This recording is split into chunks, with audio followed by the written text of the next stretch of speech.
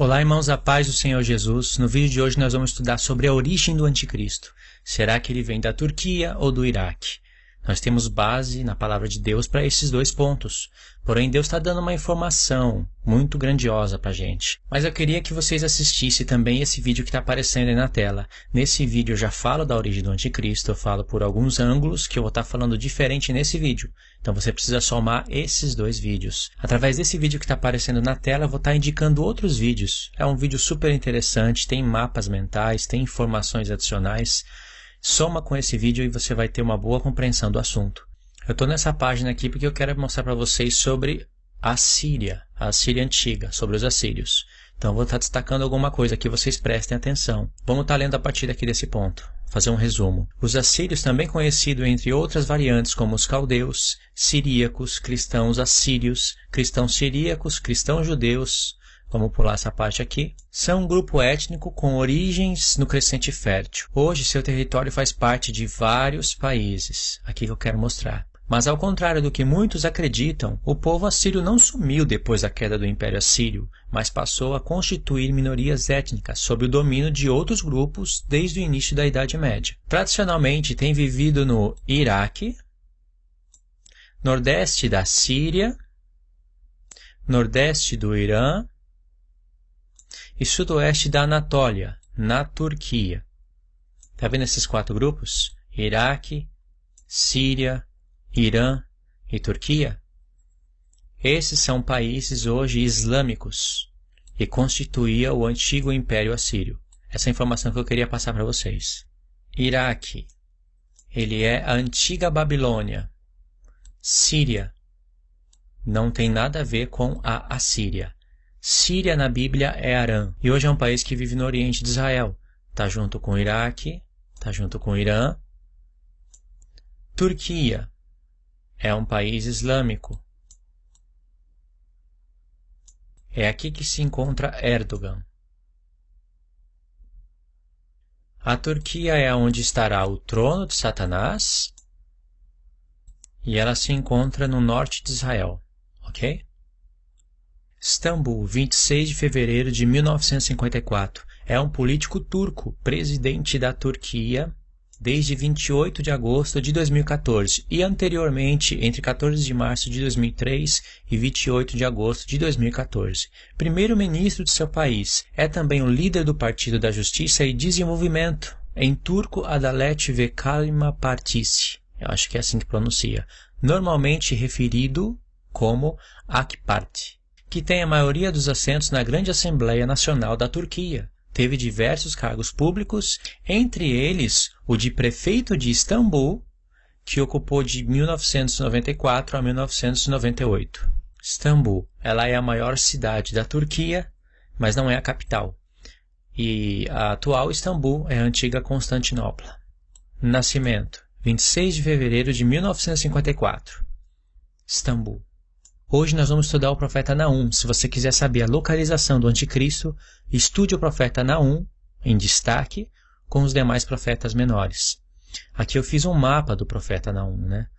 Essas duas linhas, aqui, essa que está aqui e essa que está aqui, é a do capítulo 1. O mapa ele não está bem organizado, mas dá para ter uma ideia. O profeta Naum é fantástico, porque Deus vai iniciar o profeta nos mostrando que ele está falando do tempo do fim. Não é apenas uma narração histórica. Porque é profeta, é profecia. Logo no capítulo 1, diz que Deus é vingador e cheio de ira. Ele repreende o mar e faz secar. Quando você estuda o contexto de Naum, você vai ver que está falando do rio Eufrates. Porque no profeta Naum fala da Síria, fala contra o rei da Síria. No verso 5, você vai ver que Deus está falando do sexto selo, desse daqui, ó. Ou seja, realmente Deus está falando do tempo do fim, porque Deus vai falar de terremotos, que a terra treme. Nós vamos ler isso, né? No verso 6, vai confirmar a ideia do verso 5, porque Deus vai fazer uma pergunta. Quem suportará o dia da sua vinda? Essa pergunta se encontra em Joel.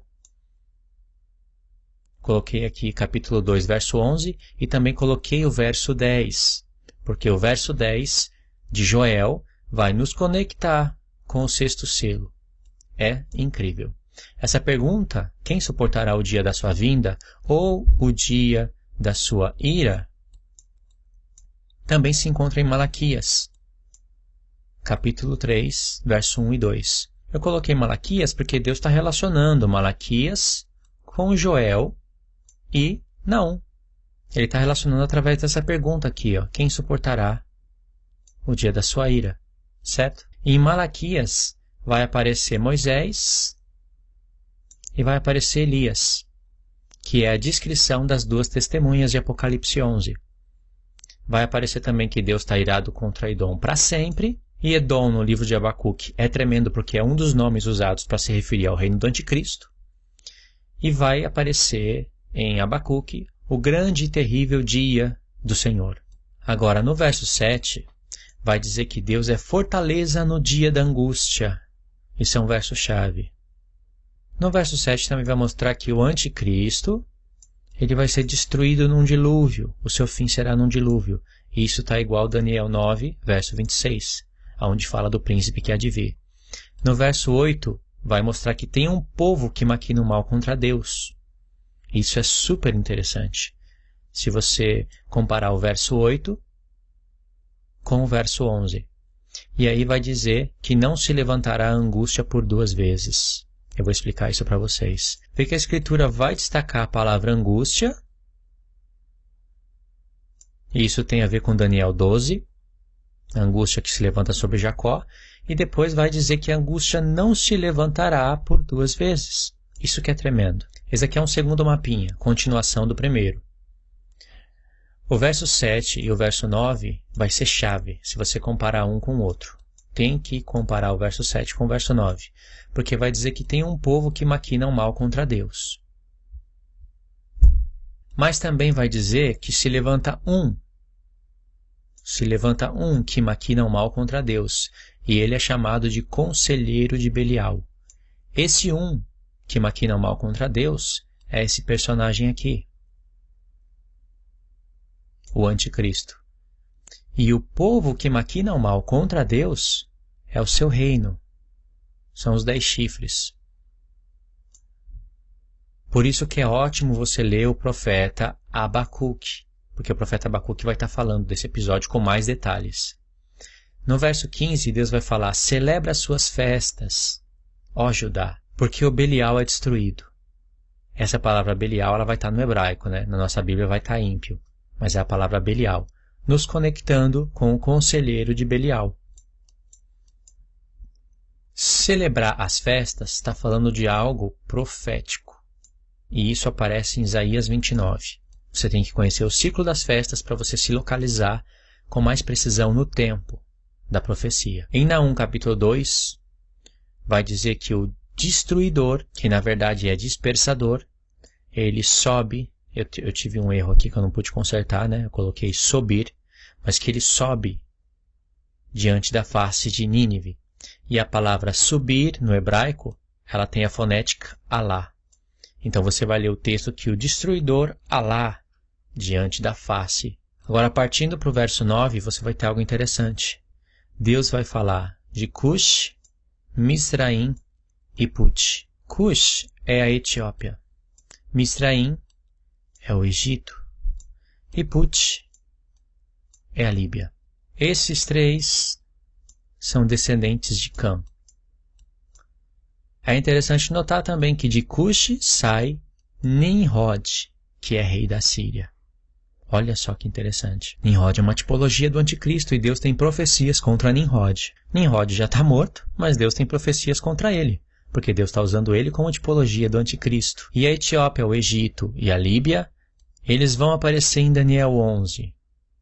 Aqui também tem outra chave impressionante. É tremendo quando você faz a soma dos profetas. E aqui é um terceiro mapinha para falar de Naum 3. Em Naum 3 nós vamos ver Deus falando contra o rei da Síria.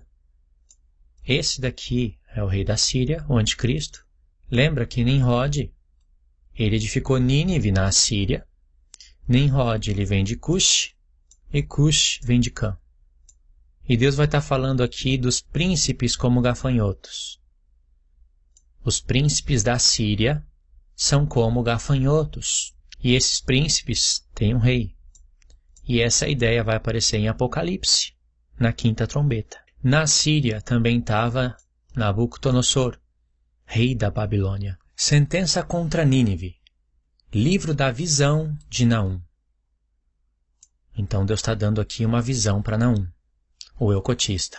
O Senhor é Deus zeloso e vingador. O Senhor é vingador e cheio de ira. Já começa a falar aqui, lembra daquele mapa? Cheio de ira, vingador. O Senhor toma vingança contra os seus adversários e reserva a indignação para os seus inimigos. O Senhor é tardio em irar-se, mas grande poder e jamais inocente o culpado. O Senhor tem o seu caminho na tormenta e na tempestade, e as nuvens são o pó dos seus pés. Ele repreende o mar e o faz secar. Lembra que eu coloquei lá?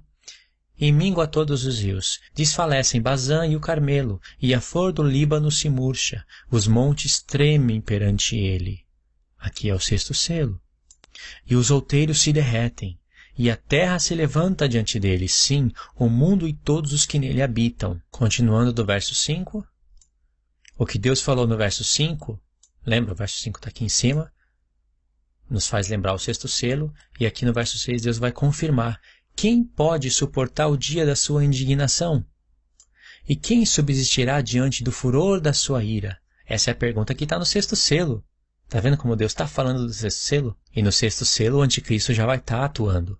A sua cólera se derrama como fogo, e as rochas são por eles demolidas. O Senhor é bom e fortaleza no dia da angústia.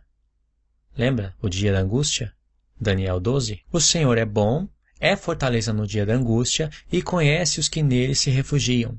Mas com inundação transbordante acabará de uma vez com o lugar desta cidade. Falando contra Nínive. Com trevas perseguirá o Senhor os seus inimigos. Trevas. Vai haver trevas em Nínive. E isso é a quinta taça. Olha o verso 9. Que pensais vós contra o Senhor? Ele mesmo vos consumirá de todo. Não se levantará por duas vezes a angústia. Está vendo isso daqui? É uma chave. Porque já falou aqui, ó, o Senhor é fortaleza no dia da angústia. Então a angústia vai se levantar por uma vez, mas não vai se levantar por duas vezes. E sabe por quê? Porque Cristo vem e coloca um fim no reino do anticristo. E Deus vai explicar o porquê que não vai se levantar a angústia por duas vezes. Ele vai explicar na continuação da leitura. Então são muitas informações e a gente tem que tomar cuidado para não perder as riquezas das informações. Por exemplo, essa pergunta aqui, ó. Que pensais vós contra o Senhor? A palavra pensar é a palavra shashab. Pensar, planejar, estimar, calcular. Essa mesma palavra, pode ver aqui, ó, shashab. Ela vai aparecer aqui. No verso 11, ela vai aparecer aqui, ó. De ti, Nínive, saiu um que maquina o mal contra o Senhor. Um conselheiro vil, maquina. Shashab. Que pensais vós contra o Senhor? Tá vendo? Shashab. Está escrito Shashab, mas é Rashab, né? Então aqui o tradutor colocou pensais. E aqui ele traduziu maquinar, a mesma palavra. Se ele tivesse colocado a mesma palavra, maquinar, seria mais fácil para criar conexão. Então o que Deus está falando é o seguinte: o que vocês estão pensando contra o Senhor? Para o povo de Nínive. Ele mesmo vos consumirá de todo. Não se levantará angústia por duas vezes. Ou seja, como Deus vai consumir esse povo completamente, a angústia não se levantará por duas vezes, mas ela vai se levantar por uma. Porque vai ter o dia da angústia, como foi falado aqui, ó. Aqui em cima, né? Fortaleza no dia da angústia. Então aqui tem um povo que maquina o mal contra Deus. E aqui tem um homem, um conselheiro vil, né? Aqui está escrito vil, mas a palavra é Belial. Esse conselheiro maquina o mal contra Deus. O que Deus está nos revelando é que esse homem ele tem uma boca arrogante, tem que somar com outros profetas, né? Ele tem uma boca arrogante, uma boca semelhante ao inferno, cuja morte não se farta, e esse homem junta as nações debaixo do seu poder, como diz Abacuque. Então, através desse homem, que é o chifre pequeno, ele motiva as outras nações a maquinar o mal contra Deus. E tudo isso vem de Deus, porque Deus fala em Sofonias que o intento dele é juntar as nações para a peleja. Porque ele vai santificar o nome dele nessas nações.